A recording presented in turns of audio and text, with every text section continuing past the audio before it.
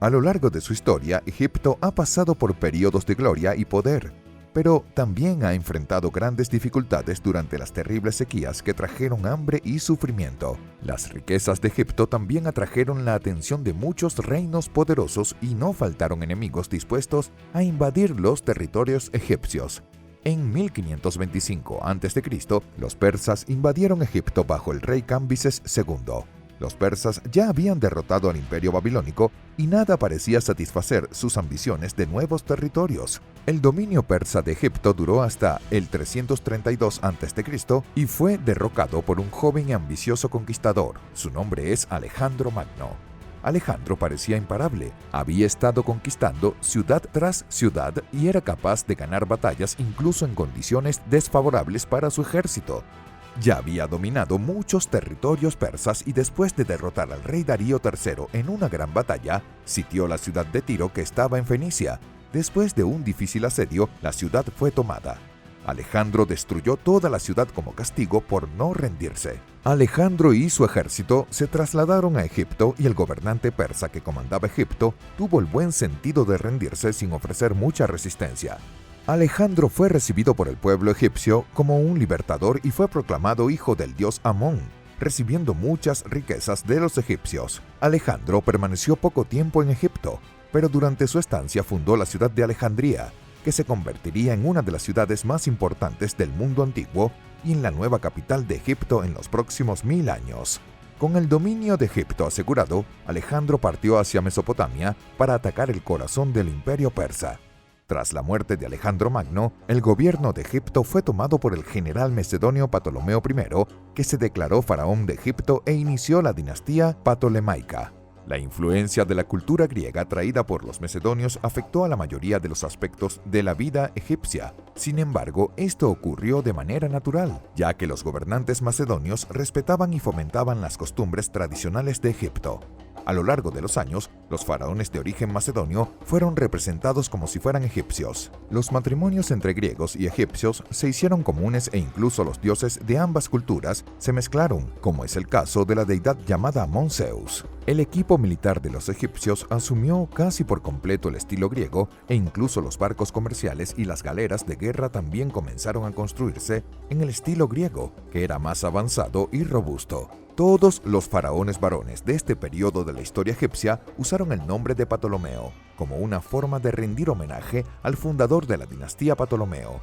Ptolomeo estableció una gran línea de comercio, principalmente marítimo, y eso hizo que Egipto prosperara de nuevo. También durante la dinastía de Ptolomeo se construyó la famosa Biblioteca de Alejandría, que contenía miles de papiros y tablillas de arcilla con los más diversos registros y estudios como matemáticas, filosofía y arquitectura. El reino ptolemaico entró en decadencia durante el reinado de Ptolomeo IV, que demostró ser un rey detestable, perezoso en asuntos políticos, fácilmente corrompible y de carácter cruel. Hizo que mataran a miembros de su familia, incluyendo a su hermano, su padre y su propia madre. Al final del reino ptolemaico, Egipto estaba en un completo caos político. Muchos faraones de la dinastía ptolemaica eran crueles tiranos, y los propios miembros de la familia se asesinaban constantemente. Mientras Egipto atravesaba otro periodo turbulento, una nueva amenaza del mar Mediterráneo dirigió su atención a la tierra de los faraones.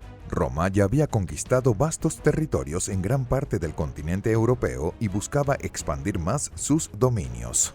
Fue entonces cuando el Senado romano decidió intervenir en la situación política de los egipcios, ya que Roma dependía en gran medida de los cereales exportados desde Egipto y se producía otra guerra civil.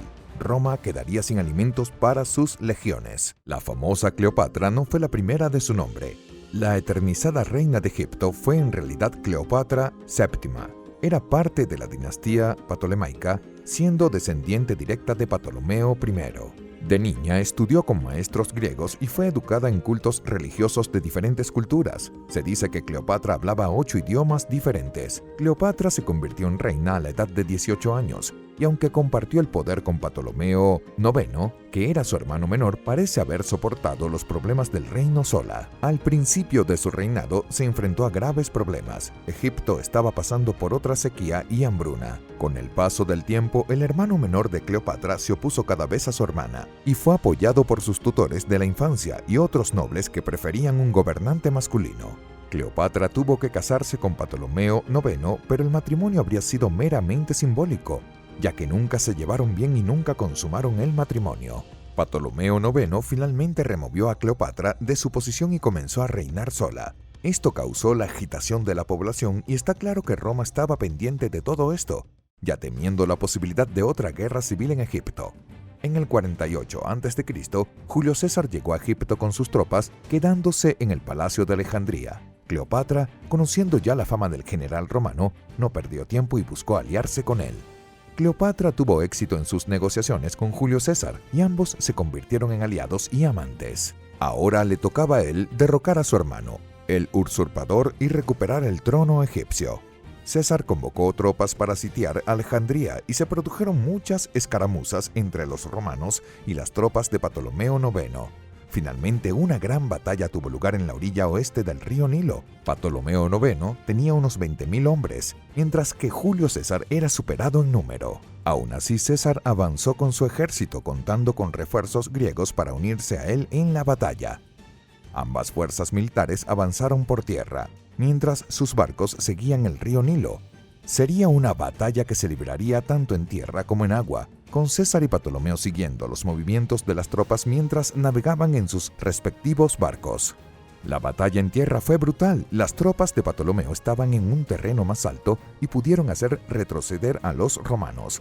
Muchos soldados romanos huyeron nadando hacia los barcos y en medio de la confusión, la galera de César finalmente giró con el peso de los hombres, subiendo por el costado.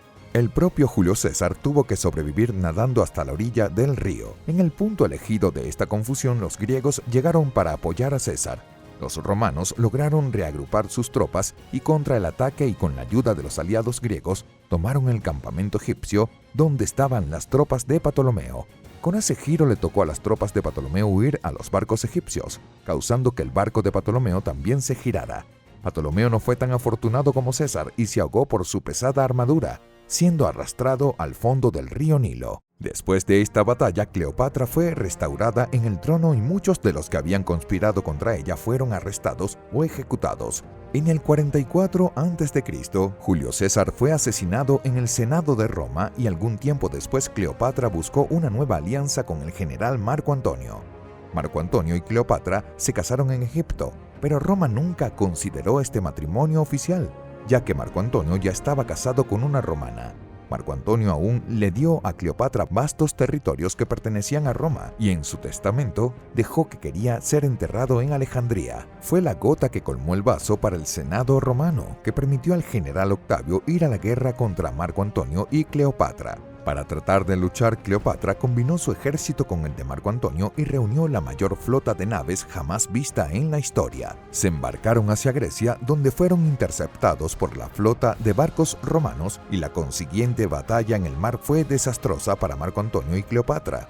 Su flota fue destrozada por los romanos y por suerte ambos lograron escapar con vida. Un año después, Octavio sitió Alejandría y derrotó las defensas de la ciudad sin mucha dificultad, destruyendo así de una vez por todas los planes y ambiciones de Marco Antonio y Cleopatra.